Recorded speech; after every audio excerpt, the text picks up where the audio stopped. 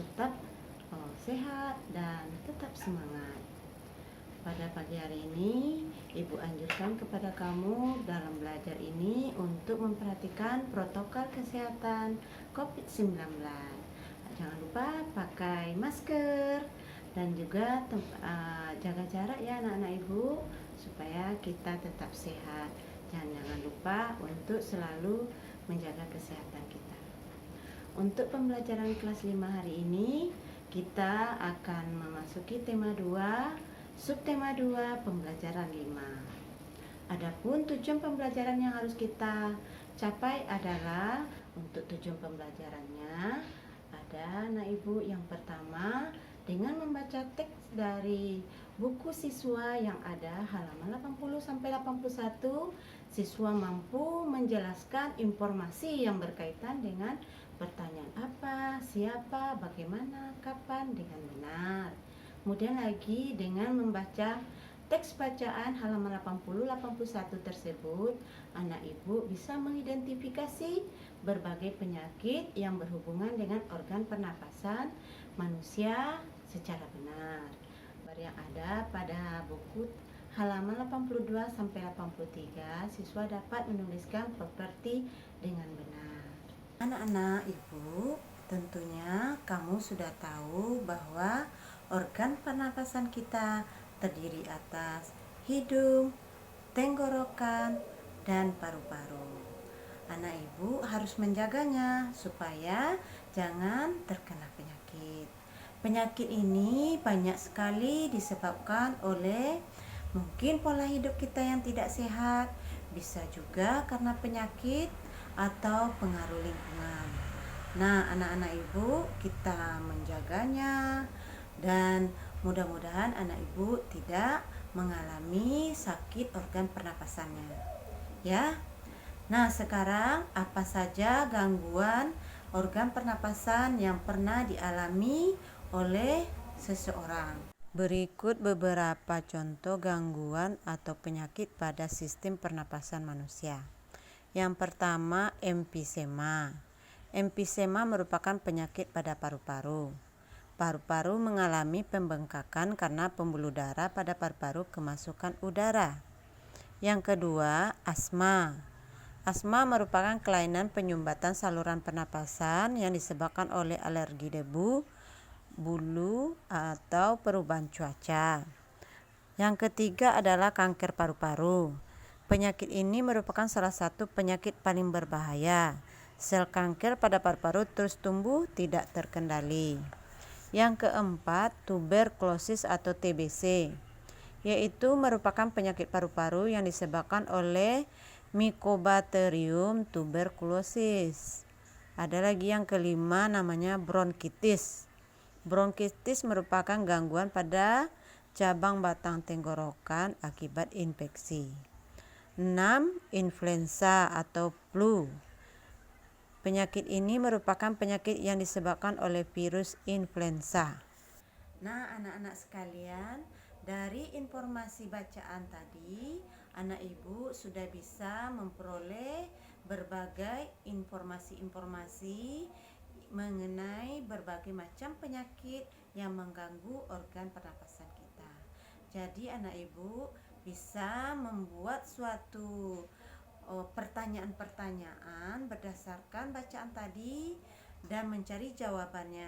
Misalnya kita gunakan kata tanya berupa apa, di mana, kapan, siapa, bagaimana, dan lain-lainnya. Misalnya anak-anak ibu bisa dari teks bacaan tadi, bisa misalnya membuat pertanyaan berupa apa yang dimaksud dengan penyakit emfisema. Nah, jawabannya yang dimaksud dengan penyakit emfisema adalah penyakit yang mengganggu paru-paru kita akibat dari asap rokok, atau bisa juga karena adanya gangguan-gangguan perokok atau perokok aktifkah atau tidak, ya. Dan lain sebagainya. Anak-anak ibu bisa membuat kalimat menggunakan kata-kata tanya. Udah paham anak ibu? Anak-anak ibu sekalian, tentunya anak ibu sudah mengetahui gangguan-gangguan pernapasan tadi. Tentunya kita tidak ingin terkena. Jadi supaya kita tidak, fisik kita tetap sehat, kita harus melakukan kegiatan yang bisa kita lakukan. Misalnya bisa saja kita olahraga dengan teratur, atau juga bisa kita lakukan dengan kegiatan menari. Udah tahu anak ibu siapa yang suka menari? Tahu enggak anak-anak ibu apa itu tari? Iya, pintar sekali anak ibu. Tari adalah ekspresi jiwa manusia yang diungkapkan lewat gerak. Dengan bergerak kita kelihatan indah ya. Jadi tari itu bisa membuat diri kita menjadi sehat, terutama organ pernapasan kita. Anak-anak ibu, tari ini ada juga jenisnya ya. Ada tari tunggal. Tari tunggal apa tuh? Iya, pintar.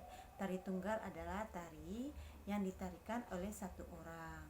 Misalnya anak ibu sendiri saja menari, atau misalnya ada lagi tari berpasangan. Tari berpasangan yaitu tari yang dibawakan oleh dua orang. Misalnya lagi ada tarian yang lebih dari dua orang, disebut tari berkelompok. Anak-anak ibu, tarian ini juga bisa kita lihat contohnya, misalnya tari tunggal. Tari tunggal ini dilakukan satu orang tadi, misalnya seperti tari jengger atau tari serimpi. Anak-anak ibu, kalau tari berpasangan berarti dua orang tadi kan. Contohnya bisa tari piring. Misalnya dari Sumatera Barat ada tari piring itu yang dilakukan oleh dua orang, pasangan laki-laki dan perempuan, bergoyang ya, membuat kita senang. Anak ibu, kalau berkelompok bisa kita lihat tariannya itu, misalnya tari pesambahan untuk menjamu tamu, kan ramai itu. Itu contoh-contoh dari tariannya. Anak ibu, di samping itu tarian ini juga memiliki properti. Apa itu properti? Iya, properti tari adalah alat yang digunakan seorang penari untuk membawakan sebuah tarian, supaya tarian ini kelihatan indah ya. Dan bisa juga membedakan properti ini, apakah tariannya membedakan tarian satu dengan tarian lain. Misalnya tari payung dengan tari piring itu berbeda propertinya ya. Jadi bermacam-macam properti yang dibawakan orang dalam suatu tarian. Misalnya bisa jadi propertinya keris atau piring, atau bisa pula payung atau selendang ya. Bermacam-macam bentuk properti tari. Anak-anak ibu ada paham itu? Sekarang mari kita lihat contoh-contoh tarian daerah yang menggunakan properti tari. Tari piring misalnya. Piring merupakan properti utama dalam tari piring. Piring yang digunakan biasanya terbuat dari bahan porselen atau bahan keramik. Kedua adalah tari payung. Tari payung berasal dari Minangkabau juga, Sumatera Barat. Tari ini biasanya dibawakan oleh dua atau bisa jadi 4 penari secara berpasangan. Tari serimpi merupakan tarian yang berasal dari daerah istimewa Yogyakarta. Properti utama dari tari serimpi antara lain selendang, jari yang bermotif barang. Janger pada umumnya mengenakan busana seperti gelungan janger, badong gelang kanan, sabuk, kain, encer, dan ompak-ompak. Anak-anak ibu, sekian dulu penjelasan kali ini ya. Mudah-mudahan anak ibu paham dan mengerti. Sampai jumpa lagi pada pertemuan berikutnya. Dah. Assalamualaikum warahmatullahi wabarakatuh.